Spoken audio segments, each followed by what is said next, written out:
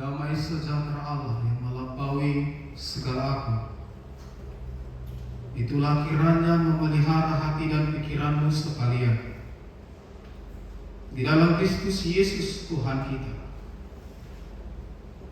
Amin. Bapak, Ibu, saudara-saudari jemaat yang dikasihi Tuhan, firman Tuhan bagi kita pada ibadah Minggu Judika hari ini terambil dari kitab Nabi Yesaya pasal yang ke-37 ayat 1 hingga ayat 14. Demikian firman Tuhan.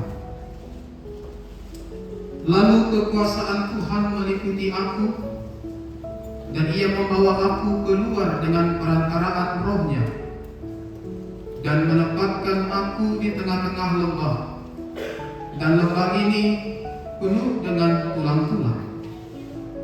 Ia membawa aku melihat tulang-tulang itu berkeliling-keliling, dan sungguh amat banyak bertaburan di lembah itu. Lihat, tulang-tulang itu amat kering. Lalu Ia berfirman kepadaku, "Hai anak manusia, dapatkah tulang-tulang ini dihidupkan kembali?" Aku menjawab, "Ya Tuhan Allah, Engkaulah yang mengetahui." Lalu firman-Nya kepadaku, "Bernubuatlah mengenai tulang-tulang ini, dan katakanlah kepadanya, hai tulang-tulang yang kering, dengarlah firman Tuhan. Beginilah firman Tuhan Allah kepada tulang-tulang ini. Aku memberi nafas hidup di dalammu, supaya kamu hidup kembali. Aku akan memberi urat-urat padamu, dan menumbuhkan daging padamu. Aku akan menutupi kamu dengan kulit, dan memberikan kamu nafas hidup, supaya kamu hidup kembali. Dan kamu akan mengetahui bahwa Akulah Tuhan." Lalu aku bernubuat seperti diperintahkan kepadaku. Dan segera sesudah aku bernubuat, kedengaranlah suara, sungguh suatu suara berderak-derak, dan tulang-tulang itu bertemu satu sama lain. Sedang aku mengamatinya, lihat, urat-urat ada, dan daging tumbuh padanya, kemudian kulit menutupinya. Tetapi mereka belum bernafas. Maka firman-Nya kepadaku, "Bernubuatlah kepada nafas hidup itu. Bernubuatlah, hai anak manusia, dan katakanlah kepada nafas hidup itu, beginilah firman Tuhan Allah, hai nafas hidup, datanglah dari keempat penjuru angin, dan berembuslah ke dalam orang-orang yang terbunuh ini, supaya mereka hidup kembali." Lalu aku bernubuat seperti diperintahkannya kepadaku, dan nafas hidup itu masuk di dalam mereka, sehingga mereka hidup kembali. Mereka menjejakkan kakinya, suatu tentara yang sangat besar. Firman-Nya kepadaku, "Hai anak manusia, tulang-tulang ini adalah seluruh kaum Israel. Sungguh, mereka sendiri mengatakan, tulang-tulang kami sudah menjadi kering, dan pengharapan kami sudah lenyap, kami sudah hilang. Oleh sebab itu bernubuatlah dan katakan kepada mereka, beginilah firman Tuhan Allah, sungguh aku membuka kubur-kuburmu, dan membangkitkan kamu, hai umatku, dari dalamnya, dan aku akan membawa kamu ke tanah Israel. Dan kamu akan mengetahui bahwa Akulah Tuhan, pada saat aku membuka kubur-kuburmu dan membangkitkan kamu, hai umatku, dari dalamnya. Aku akan memberikan Roh-Ku ke dalammu, sehingga kamu hidup kembali, dan aku akan membiarkan kamu tinggal di tanahmu, dan kamu akan mengetahui bahwa Aku Tuhan yang mengatakannya dan membuatnya. Demikianlah firman Tuhan. Bapak Ibu saudara-saudari sekalian, jika ditanya kepada kita apakah harapan bagi orang-orang yang mengalami kehancuran, tentu hanya satu: mereka mengharapkan pemulihan keadaan. Lantas bagaimana mendapatkan pemulihan jika kondisi tidak berdaya? Maka yang tersisa hanyalah keputusasaan dan ketiadaan pengharapan. Seperti itulah kondisi bangsa Israel ketika mereka berada di dalam pembuangan Babel. Sebuah lembah yang penuh dengan tulang-tulang kering, tak bernyawa, terserak dan terlupakan. Itulah yang melambangkan keadaan bangsa Israel saat itu. Sebuah bangsa dalam kondisi menderita, tak punya pengharapan dan terhilang, seperti yang disebutkan tadi dalam ayat 11. Bapak Ibu saudara-saudari sekalian, pertanyaannya adalah, apakah kita juga sedang berada dalam kondisi seperti itu? Seperti tulang kering, di mana kita mungkin juga telah kehilangan harapan, di mana kita mungkin juga telah merasa kita tidak lagi memiliki masa depan. Kita mungkin pernah atau sedang mengalami seperti yang dialami oleh bangsa Israel di pembuangan.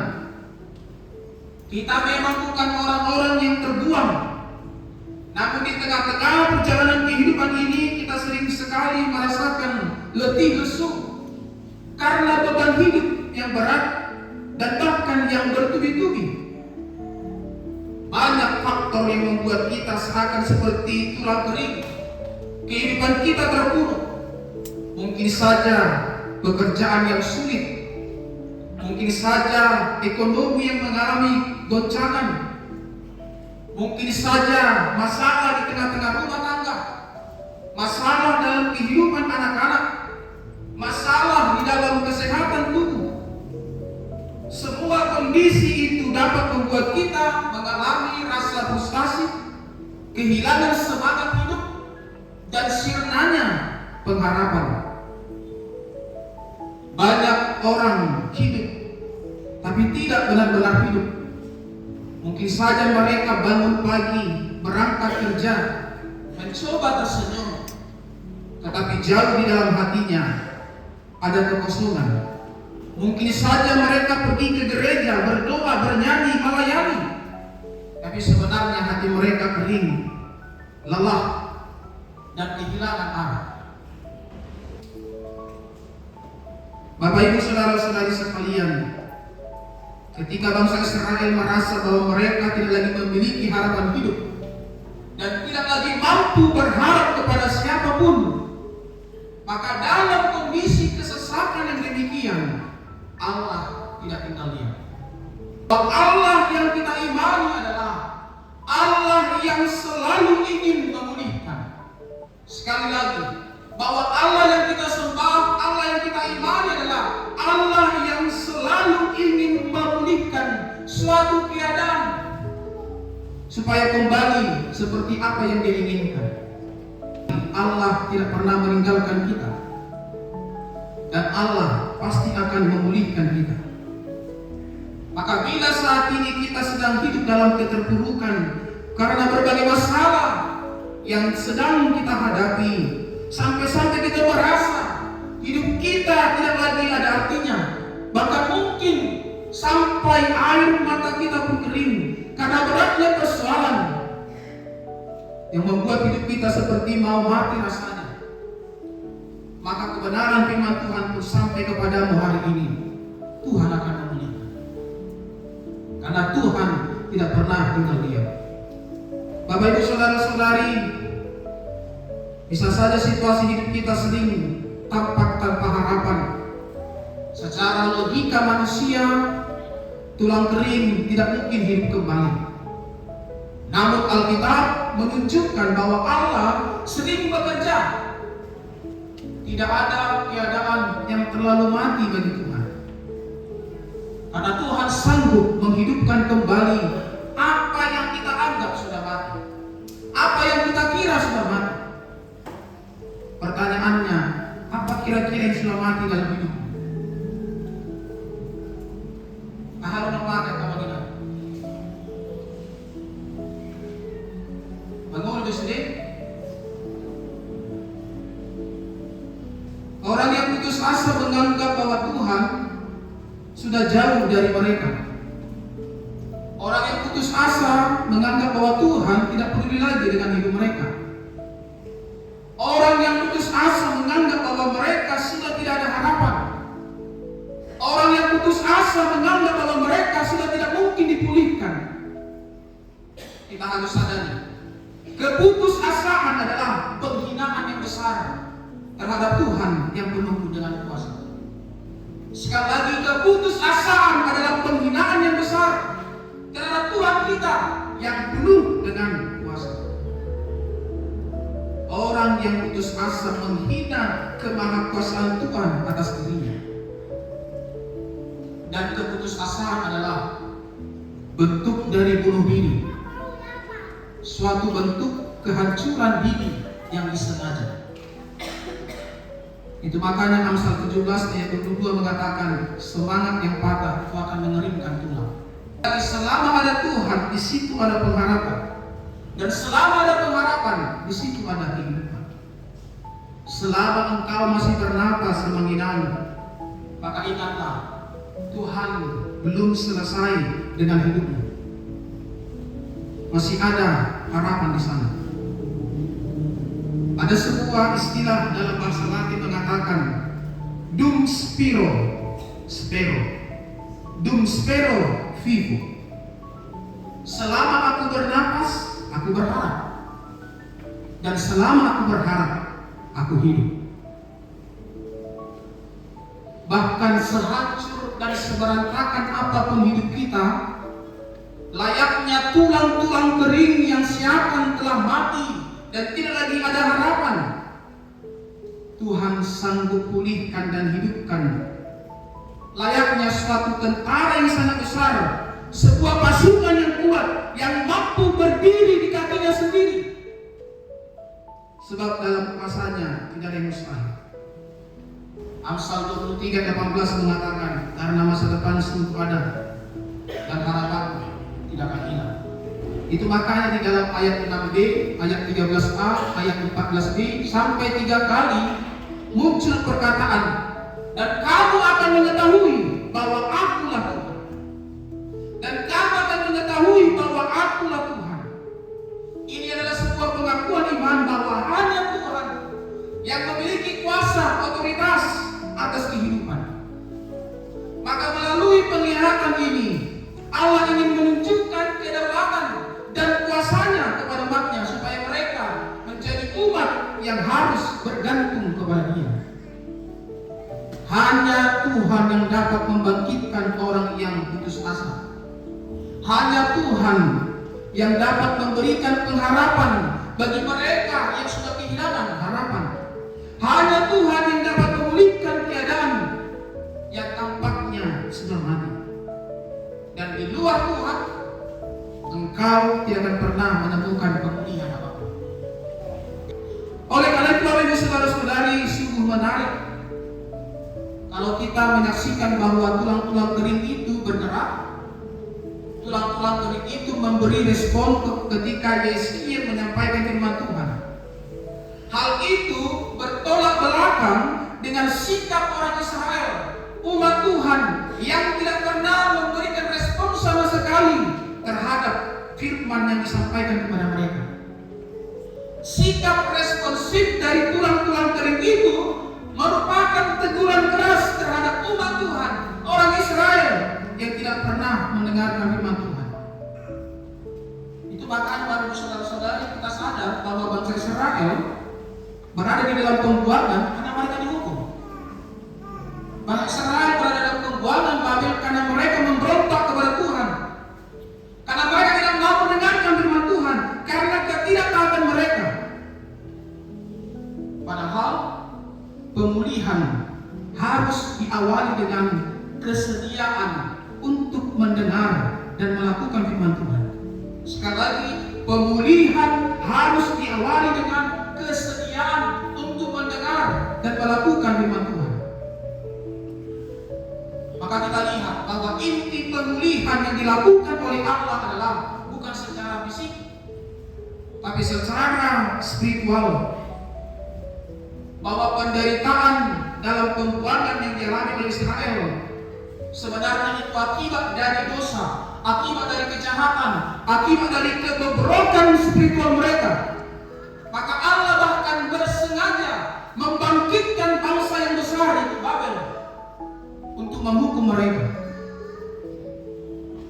Maka kita bisa melihat di sana, Bapak Ibu, ketika Tuhan ingin memulihkan hidupmu, Ia ingin memulihkan hal yang paling esensial, yaitu spiritualitas.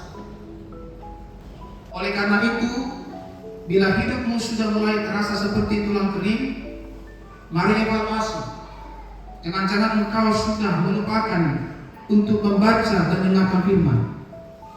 Maka mari semakin rajin dan bertekun membaca dan menggumuli firman Tuhan.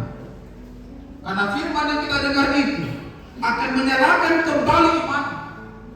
Karena iman itu timbul dari pendengaran firman Tuhan. Sehingga ketika iman sudah bertumbuh, maka harapan pun bertumbuh.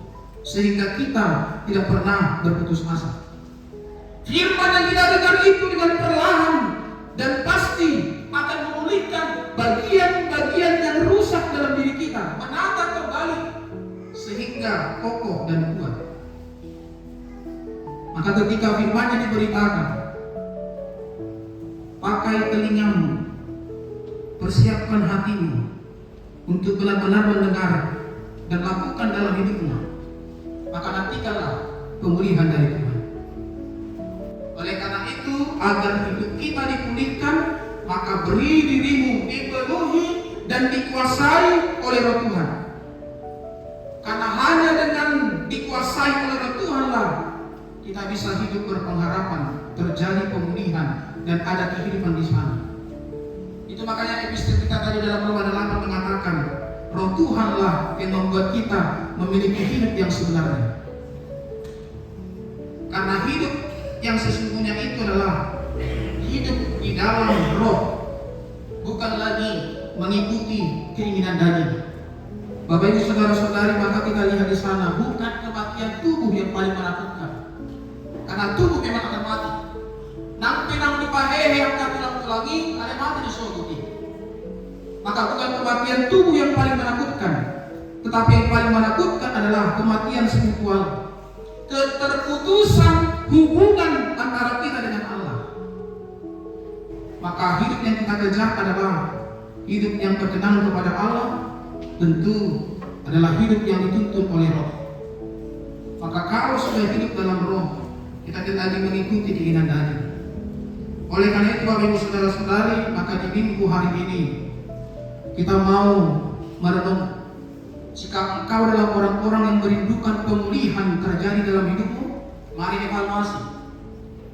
Kalau engkau hanya mengejar pemulihan secara jasmani, harta semakin bertambah, uang semakin bertambah, jabatan semakin tinggi, kehormatan semakin tinggi, maka Tuhan katakan engkau juga akan mati di hadapan-Mu. Engkau akan berkenan di hadapan. Tetapi jika spiritualmu yang semakin pulih, semakin dekat kepada Tuhan, semakin bergantung kepada Tuhan, hidup di dalam tuntunan Roh, maka di sanalah hidup kita berkenan. Dan itulah hidup yang sesungguhnya. Amin, kita berdoa.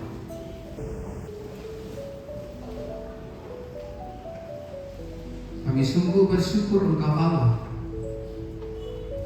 di dalam Kristus Yesus yang telah menunjukkan kasih setia-Mu, yang telah menebus kami dari perbudakan dosa, melepaskan kami dari segala belenggu dosa, dan yang telah mencurahkan kepada kami Roh yang menghidupkan. Maka dengan Roh yang menghidupkan itu, kami mengerti apa yang harus kami lakukan dalam hidup ini, apa Apa yang harus kami kejar dalam hidup ini? Pemulihan yang seperti apa yang benar-benar kami inginkan supaya hidup kami tetap berkenan di hadapan-Mu. Untuk itu ya Tuhan, biarlah firman-Mu yang telah kami dengar itu menjadi sebuah pengingat dari kami.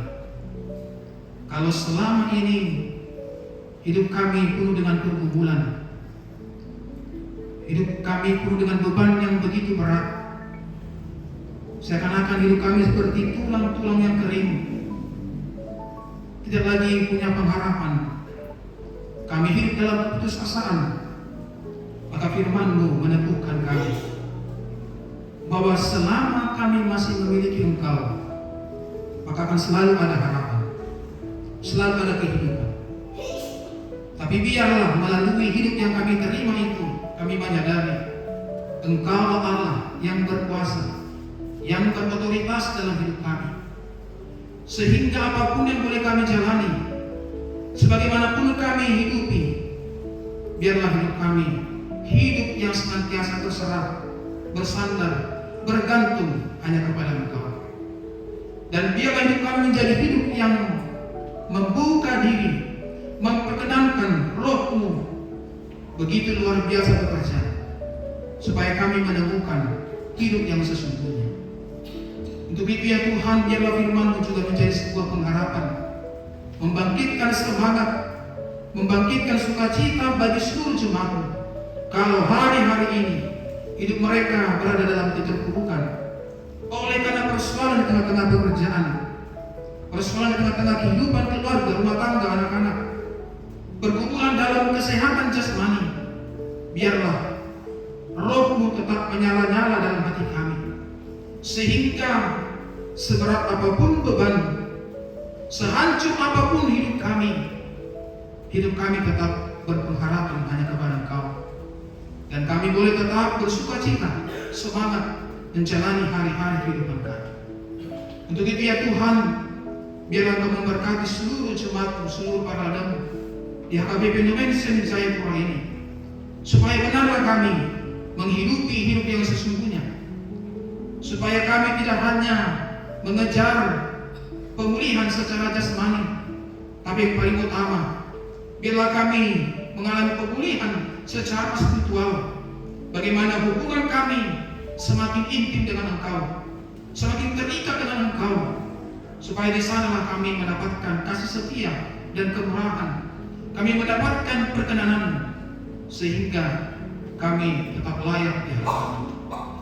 Engkau memberkati seluruh jemaat, Engkau kuatkan, Engkau teguhkan hati mereka, bahwa ada Engkau Allah yang tidak pernah meninggalkan mereka, yang tidak pernah berdiam diri untuk menopang, menyelamatkan mereka, asalkan kami mau dengar-dengaran kepada firman, taat melakukan firman, dan kami mau dituntun oleh Roh Kudus. Maka biarlah kami serahkan hidup kami dalam tangan pengasihan-Mu, supaya di tangan-Mu masa depan selalu ada, dan harapan kami tidak pernah hilang. Dalam Kristus Yesus kami berdoa. Amin.